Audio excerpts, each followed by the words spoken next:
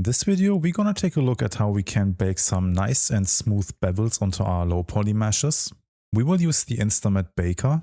This is a great way to make sharp edges appear realistically round without adding extra geometry. It also improves the visual quality while keeping models lightweight and efficient. So in short, bevel baking gives low poly models the appearance of having smooth beveled edges at a fraction of the rendering cost. So let's take a look. I have a low poly model here. As you can see, it has quite sharp edges.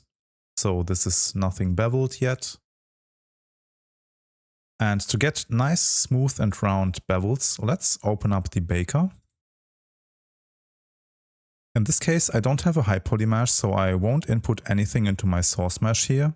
And for the settings, I'll leave everything as is. I changed my baking engine to GPU and the resolution to 2K.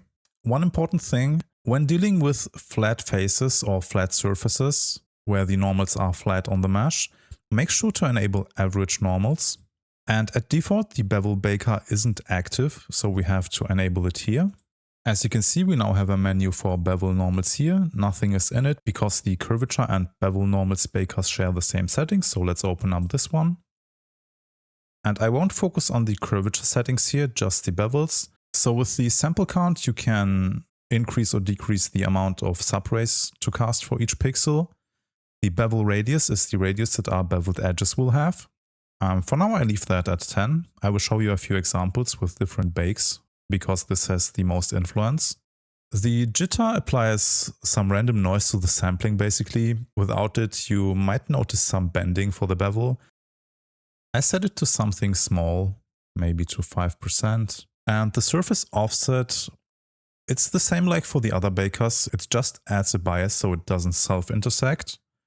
Yeah, I leave it at default as well. The other important settings are the outwards ray lengths in percent and inward ray lengths in percent. For now, I leave it at default as well. So let's do a quick bake. So the bake was finished.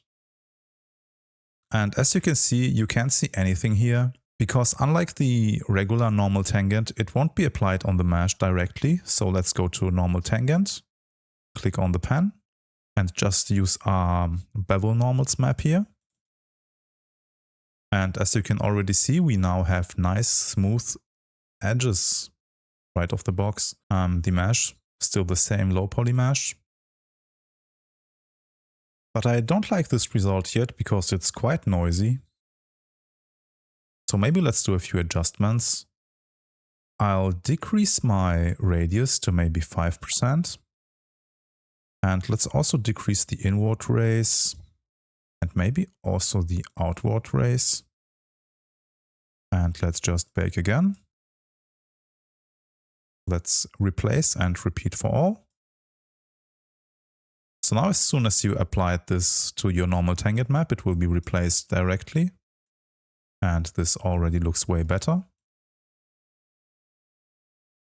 Maybe let's bump that down a bit more. Maybe 0.5 and 0. Maybe even 1. This is always something that you have to dial in based on your mesh. Let's also reduce the jitter here to 1%. The radius is quite fine, I think. So let's just rebake. And again, replace.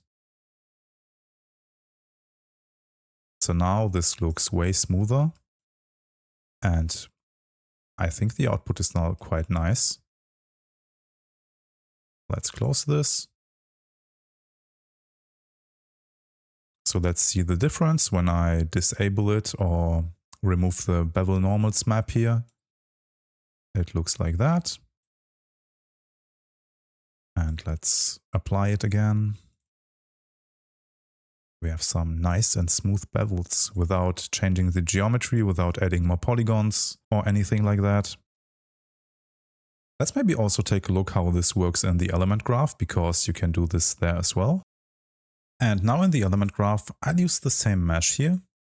Let's preview that. Then let's use the mesh bake node. Let's use our mesh as source and target. And let's enable bevel normals here. And let's disable the tangent normal. So as soon as that, it already computed my bevel normal map. So let's preview this as tangent space normal. As you can see, the same nice output. And what's great about using it in the element graph, you have all the settings here and you can really dial in what works for you. Then remember those settings and use them in asset texturing as well. So let's reduce the ray length outward to maybe 0.2 and the inward ray length to 0.5. Looks way cleaner already. Let's decrease the radius to 0.5. And I think the rest looks quite good. And yeah, now you could just use this map, export it and import it into your asset texturing project, or just go back to your asset texturing project and use the same settings here for the bake, and you'll end up with the same result. Alright, that's it for today's video. Thanks for watching and see you in the next one. If you enjoyed this video, drop us a comment below and don't forget to subscribe. For the latest news about InstaMAT, please visit our website, follow us on X, join us on Discord, or sign up for the Abstract community. You can find all the links in the video description below. Thanks for tuning in, and we'll see you in the next one.